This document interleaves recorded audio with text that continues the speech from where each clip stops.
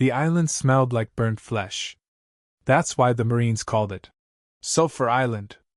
But the stench wasn't the reason they feared it. The island was one of the most strategically critical points in the entire Pacific. Hundreds of U.S. ships and thousands of Marines sailed toward it. Among the soldiers stood an unlikely face. A Hollywood movie star. The platoon sergeant begged the colonel. "Sir, he won't survive the front. Let him stay in the rear line. Make him a messenger at least." The colonel agreed, until the movie star shook his head. "If they fight up front, I fight up front."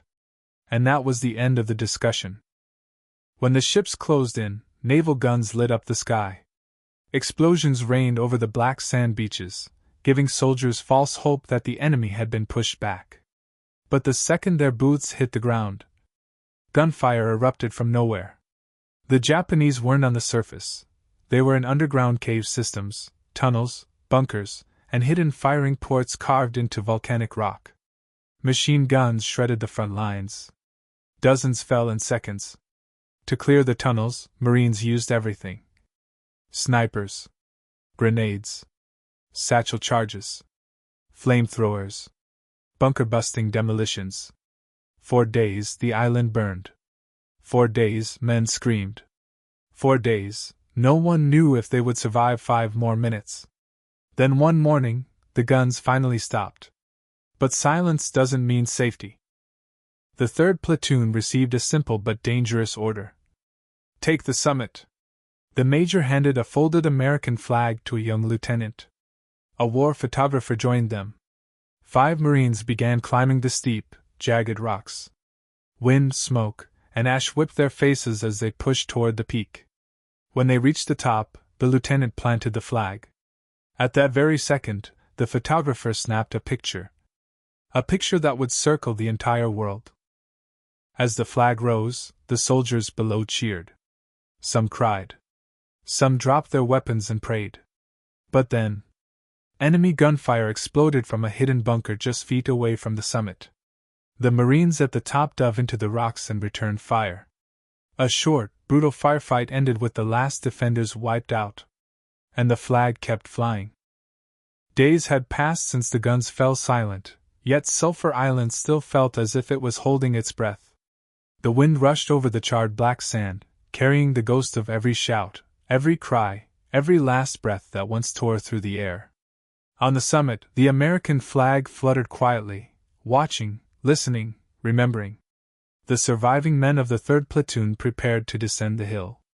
Among them was the movie star-turned-soldier, now unrecognizable from the polished man who had boarded the ship weeks earlier. His face was hardened, his uniform shredded, his eyes carrying something no camera had ever captured. When he arrived, he thought this war would be just another role. Now he knew no script had ever come close. Gunfire had stopped, and most units were pulling back, tending to their wounded, gathering their dead. But a question gnawed at every man. "Is it truly over?" Word spread about a hidden tunnel on the island's northern ridge. A place not marked on any map, a place untouched by artillery or flamethrower crews. If true, it could still hold enemy soldiers, desperate, cornered, and ready to fight to the last breath. The platoon sergeant stepped toward the movie star and tapped his shoulder. "You're coming with us." "Yes, you." The man blinked. "Me? Why me?" The sergeant's voice was low, steady.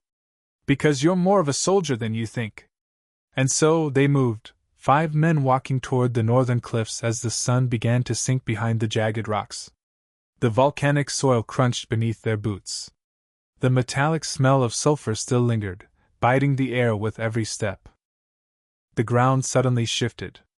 A slab of stone gave way and toppled forward, revealing a dark opening beneath it.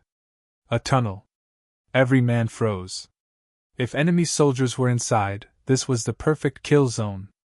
No one spoke. The sergeant whispered, "No one fires unless I say. I'll speak first." The movie star stared into the hole. From within the darkness came a faint rustle. Then a gunshot. The men ducked. But no one was hit. The shot had come from deep within the tunnel. A warning shot, not an attack.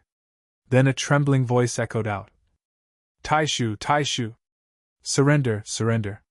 3 Japanese soldiers emerged slowly from the shadows. Exhausted, starving, dehydrated, their uniforms torn to ribbons. One held up a white cloth. Another dropped his rifle with shaking hands. Their eyes were sunken, hollow, filled with fear. The movie star suddenly understood. They weren't monsters. They were men. Terrified, starving men who had simply run out of places to hide. One of them mimed drinking water. Food? Water? The sergeant immediately handed over his canteen. And right there, on that black volcanic dirt, 2 sides of a brutal war met not as enemies, but as human beings. The 3 soldiers surrendered without resistance. No one died. No one fired. The mission was a success. The sergeant turned to the movie star. Look, kid. If I'd sent you to the rear lines like you wanted, those 3 men might be dead right now. Today you saved lives. The man didn't answer. He simply looked at the 3 prisoners being escorted away. Men who had feared him, men he had feared. Now just survivors walking the same earth. He realized something profound. Heroism isn't always pulling a trigger. Sometimes it's choosing not to. Months later, the unit returned to America. Crowds flooded the docks. Bands played. Children waved small flags. Old veterans cried quietly into handkerchiefs. Journalists swarmed the movie star. Were you as brave as the papers say? He shook his head. Hollywood shows courage, but it doesn't show the weight of it. The sergeant clapped him on the back. Tell 'em, kid. Heroism isn't about being first into the fight. It's about doing the right thing when no one will ever know. Months later, when the famous flag-raising photo became a national symbol, a young boy approached the movie star at a memorial event. Sir, is that you in the picture? The man kneeled. No. I wasn't in that shot. But I was there that day. The boy tilted his head. What did you do? He paused for a long moment before answering. I did what I could. Some heroes raise a flag where everyone can see. Some save lives where no one ever will. Both matter the same. The boy nodded, as if he understood something bigger than words. Years passed. The black volcanic rocks of Sulfur Island now sat like rusted memories along the shoreline. The wind still circled the summit where the flag stood, and every hard gust made the pole tremble with a thin metallic cry. As if the island still remembered every shout, every breath, every fallen soul. Across America, the story of the famous photograph spread. But the men who had lived that moment had long scattered into the world. Some returned home. Some never made it back. Some laughed for decades. Some woke up screaming. And among them was one man.